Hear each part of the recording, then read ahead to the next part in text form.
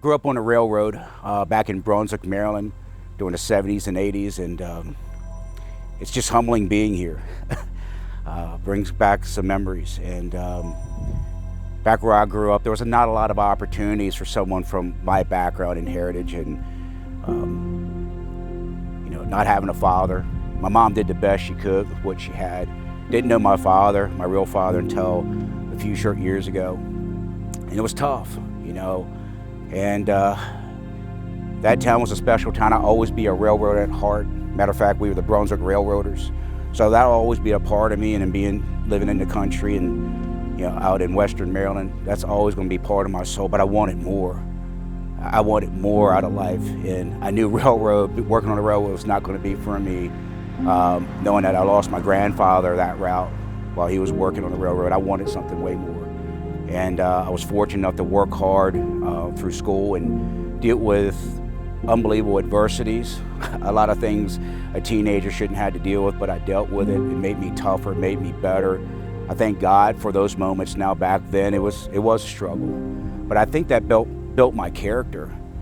And was fortunate enough to get a full ride to Johns Hopkins University, and I majored in natural science with a pre-med emphasis. Got a chance to work on my master's as well there, and wanted to venture out to even something bigger and better. I realized real quick that as much as I was thankful for the Hopkins experience, I didn't want to be a doctor. Didn't like blood, I didn't like hospitals.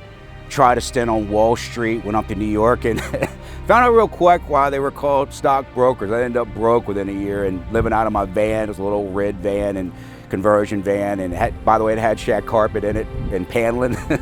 It leaked oil from the front and gas from the back. It was another major humbling experience. Here I have a Hopkins degree, one of the top 10 schools in the world, and here I'm living out of my van, and a buddy of mine told me about possibly joining the company and doing insurance, and my ego at first got in the way. I'm like, I'm better than doing that. I mean, I didn't go to Johns Hopkins to sell insurance. Matter of fact, my guidance counselor in high school and my advisor in college, I mean, insurance was never on anybody's radar. Definitely wasn't on mine. But I took a leap of faith, and I said, I want to do something different. I want to do something better for myself, for my future family. Wanted to leave a legacy. I wanted to make not only six-figure money, but I wanted to make 7, 8, even 9-figure money. And that was my vision, that was my dream, and I've been able to do that in this industry, and it's totally transformed my life. I've been able to go on exotic trips around the world. I've been able to live the dream. But what's even more important to me now, in terms of where I'm at in this industry now, where am I at the place in life, I want to pay this forward. I want to see other people out there like me that grew up on a railroad, or was an Army brat, or was in the farm community, or just going through that rut, didn't have that privileged lifestyle that many people take for granted in this country. They really came from nothing. I came from nothing. We had nothing. We didn't own anything, but we made the best of what we were given. And I thank the good Lord every day that I was guided in this direction. I know it was God's fate for me. And now I'm in a blessed position to be able to pay that forward to others that have now are reaching their dreams. Got many people in our organization making 6- and 7-figure income themselves. They're positioned themselves to leave a legacy of wealth and success.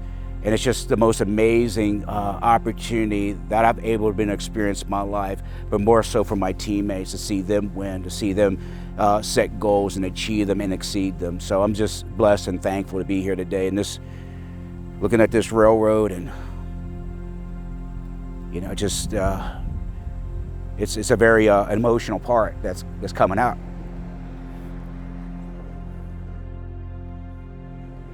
I've come a long way, and I'm thankful for that.